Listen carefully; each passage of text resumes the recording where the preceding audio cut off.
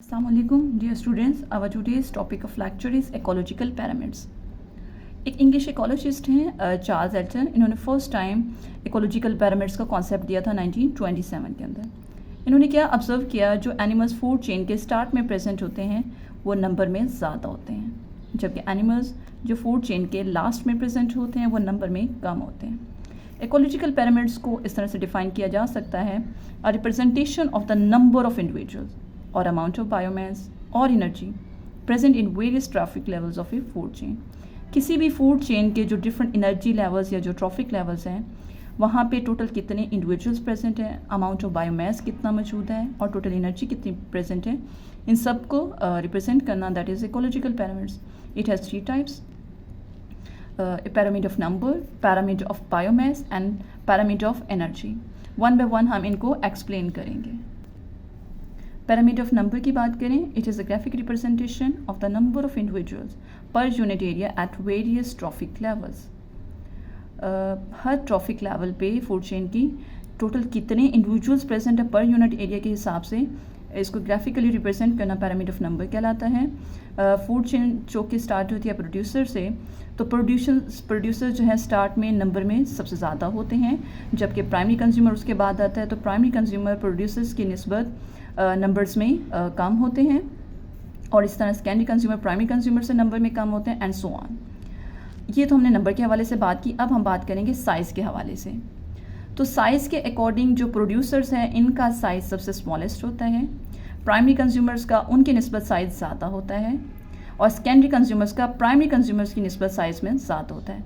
तो नंबर के हिसाब से प्रोड्यूसर से आगे प्रोड्यूसर्स का जो नंबर है वो ज़्यादा है और ग्रेजुअली डिक्रीज़ आता है. और साइज़ के हवाले से बात करें तो शुरू में प्रोड्यूसर्स का साइज़ जो है वो कम होता है और फर्दर उसमें इंक्रीज़ आता है साइज़ में. इसको हम डायग्रामेटिकली भी देखते हैं. इसमें हमारे पास ये एक फूड चेन मौजूद है. इसमें आप देखिए प्रोड्यूसर्स का शुरू में नंबर जो है ज़्यादा है as compare to primary consumers, और प्राइमरी कंज्यूमर्स का नंबर उसकी निस्बत ज़्यादा है सेकेंडरी कंज्यूमर्स की निस्बत, और सेकेंडरी कंज्यूमर्स का टर्शरी कंज्यूमर की निस्बत नंबर ज़्यादा है. तो आप देखें आहिस्ता आहिस्ता नंबर में ग्रेजुअली जो है डिक्रीज़ आता जा रहा है. अब हम साइज़ के हवाले से बात करते हैं. शुरू में प्रोड्यूसर्स उनका साइज़ जो है वो स्मॉलेस्ट है, प्राइमरी कंज्यूमर्स का इसकी निस्बत साइज़ लार्जर है, और सेकेंडरी कंज्यूमर्स का प्राइमरी कंज्यूमर से साइज़ ज़्यादा है, और आहिस्ता आहिस्ता आप देखते जा रहे हैं कि साइज़ में ग्रेजुअली इंक्रीज़ आता जा रहा है. तो this is about pyramid of numbers in an ecosystem. Next हमारी जो टाइप है that is pyramid of biomass. Pyramid of biomass की बात करें, लेकिन इससे पहले हमें पता होना चाहिए बायोमास होता क्या है. किसी भी इकोसिस्टम में टोटल लिविंग या ऑर्गेनिक मैटर की कितनी अमाउंट प्रेजेंट है किसी भी टाइम पे, इसे बायोमास कहा जाता है. पैरामीड ऑफ बायोमास की बात करें, it is a graphic representation of biomass present per unit area at different trophic levels. Food chain के डिफरेंट ट्रॉफिक लेवल्स में टोटल कितनी बायोमास प्रेजेंट है पर यूनिट एरिया, इसको रिप्रेजेंट करना ग्राफिकली पैरामीड ऑफ बायोमास कहलाता है. पैरामीड ऑफ बायोमास की बात करें तो इसमें सब टेरेस्ट्रियल इकोसिस्टम हमारे पास अगर एग्जांपल हो तो इसमें मैक्सिमम जो बायोमास होता है वो प्रोड्यूसर्स में होता है, और फिर इस तरह से ग्रेजुअली इसमें डिक्रीज़ आता जाता है बायोमास में लोअर से हायर ट्रॉफिक लेवल्स की तरफ जब चलते जाएंगे. यहाँ से हम नेक्स्ट करेंगे पैरामीड ऑफ बायोमास को फर्दर एग्जांपल के थ्रू देखते हैं. तो सबसे ज़्यादा प्रोड्यूसर्स में बायोमास ज़्यादा है, उसके बाद प्राइमरी कंज्यूमर्स में इसकी निस्बत जो है वो कम है, इससे कम उसमें है सेकेंडरी में, सेकेंडरी से कम है टर्शरी. तो इस तरह से हमने देखा कि बायोमास में ग्रेजुअली जो है वो डिक्रीज़ आता जा रहा है जैसे जैसे आप हायर ट्रॉफिक लेवल की तरफ चलते जा रहे हैं. और इसी तरह थर्ड टाइप है हमारे पास पैरामीड ऑफ एनर्जी. ये आपकी बुक में नहीं लिखी हुई, आप इसको ऐड कर लें. It is a graphic representation of energy present in biomass of energy at various trophic levels of a food chain.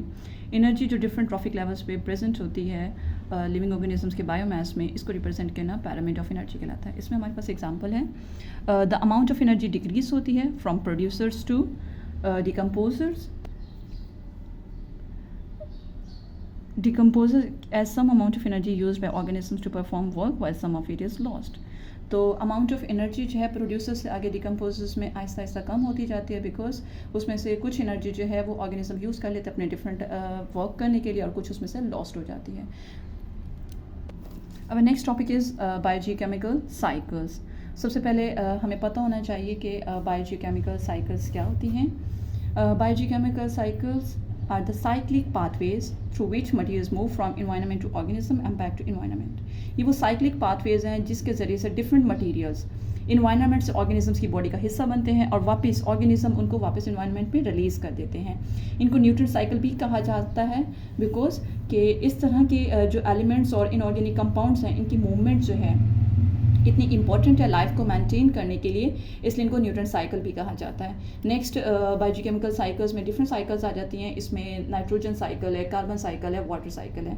आज हम डिस्कस करेंगे कार्बन साइकिल। कार्बन साइकिल ये वो साइक्लिक पाथवे है जिसके ज़रिए से कार्बन इन्वायरमेंट से ऑर्गेनिज्म में एंटर होगी और ऑर्गेनिज्म से वापस इन्वायरमेंट में रिलीज़ हो जाएगी। चलिए स्टार्ट करते हैं कार्बन साइकिल। सबसे पहले इसकी इंपॉर्टेंस की बात करते हैं तो कार्बन एटम जो है बहुत सारे बायोमोलिक्यूल्स जो हमारी लिविंग ऑर्गेनिजम्स की बॉडी में पाए जाते हैं उनका प्रिंसिपल बिल्डिंग ब्लॉक है। और इसकी अक्रेंस की बात करें किस किस फॉर्म में पाया जाता है तो ये ग्रेफाइट और डायमंड की फॉर्म में नेचुरली तौर पे पाया जाता है। उसके अलावा हमारी एटमॉस्फेयर में कार्बन डाइऑक्साइड की फॉर्म में भी पाया जाता है। नेक्स्ट सोर्सेज ऑफ कार्बन, तो हमारी एटमॉस्फेयर और वाटर के अंदर जो कार्बन डाइऑक्साइड डिजॉल्व है तो वो भी कार्बन का सोर्स बनती है। नंबर 2 फॉसल फ्यूल्स जिसमें पीट आ जाता है, कोल आ जाती है, नेचुरल गैस आती है, पेट्रोलियम, ये सब भी कार्बन का सोर्स है। एंड द अर्थ क्रस्ट के जो डिफरेंट कार्बोनेट्स हैं वो भी कार्बन डाइऑक्साइड को रिलीज करते हैं और कार्बन डाइऑक्साइड से फर्दर कार्बन आती है। कार्बन साइकिल को परफेक्ट साइकिल कहा जाता है इस सेंस में कि इसमें जो है कार्बन फ़ौरन ही एटमॉस्फेयर में रिलीज़ हो जाती है जैसे ही वो रिमूव होती है। स्टेप्स ऑफ कार्बन साइकिल की बात करते हैं। इसमें डिफरेंट स्टेप्स आ जाते हैं। सबसे पहले entry of carbon into living organism, किस तरह से कार्बन एटमॉस्फेयर से लिविंग ऑर्गेनिज्म की बॉडी में एंटर होगी। तो इसमें मेजर प्रोसेस जो है फोटोसिंथेसिस आता है। फोटोसिंथेसिस प्लांट्स करते हैं जिसकी वजह से जो कार्बन डाइऑक्साइड एटमॉस्फेयर से लिविंग ऑर्गेनिज्म यानी कि प्रोड्यूसर्स की बॉडी का हिस्सा बनेंगे by the process of photosynthesis.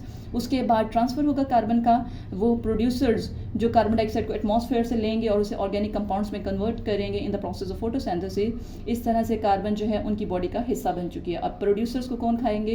Consumers. और कंज्यूमर्स में जो है हम बात कर लेते हैं डिफरेंट कैटेगरीज। सबसे पहले हर्बीवोर्स हैं जो इनको खाएंगे प्रोड्यूसर्स को, तो उनकी बॉडी का हिस्सा बनेंगे इन द फूड चेन। उसके बाद हर्बीवोर्स को कार्निवोर्स खाएंगे तो कार्बन उनकी बॉडी का हिस्सा बना, और कार्निवोर्स को डिकम्पोजर्स खाएंगे तो इस तरह कार्बन फर्दर ट्रांसफ़र होता गया, डिकम्पोजर्स की बॉडी का हिस्सा बन गया। नेक्स्ट लास्ट सेकेंड स्टेप हम बात करें, third step release of carbon. तो कार्बन वापस एटमॉस्फेयर में रिलीज़ कैसे होगा फ्रॉम द ऑर्गेनिजम्स।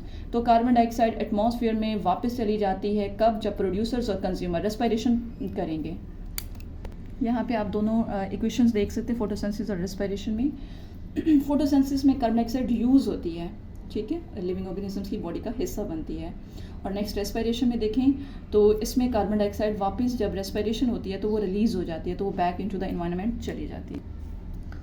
उसके अलावा ये जब ऑर्गेनिक वेस्ट हो गई या लिविंग ऑर्गेनिजम्स डिकम्पोजर्स की डेड बॉडीज़ जो है उनकी डिकम्पोजिशन होती है तो उससे भी इसमें इन्वायरमेंट में वापस आती है कार्बन। उसके अलावा बर्निंग ऑफ वुड, लकड़ी को जब जलाया जाता है, फॉसल फ्यूल्स, इन सब की बर्निंग की जाती है तो इससे भी काफ़ी हद तक कार्बन डाइऑक्साइड एटमॉस्फेयर में वापस रिलीज़ होती है। यहाँ पे एक इंपॉर्टेंट पॉइंट है, effects of upsetting of carbon cycle. Carbon cycle को अपसेट किया जा रहा है by the human activities. The balance of carbon cycle has been upset by human activities. Human activities like जैसे डिफॉरेस्टेशन, जंगलात को काटा जा रहा है, एक्सेसिव बर्निंग की जा रही है डिफरेंट फॉसल फ्यूल्स की, इसकी वजह से कार्बन साइकिल जो है इसका बैलेंस जो है वो डिस्टर्ब किया जा रहा है। रिजल्ट के तौर पे क्या होता है, बहुत ज़्यादा कार्बन डाइऑक्साइड एटमॉस्फेयर में इकट्ठी हो जाती है जिसकी वजह से ग्रीन हाउस इफेक्ट और ग्लोबल वार्मिंग का प्रॉब्लम डे बाय डे बढ़ता जा रहा है। This is all about our today's lecture. Thank you.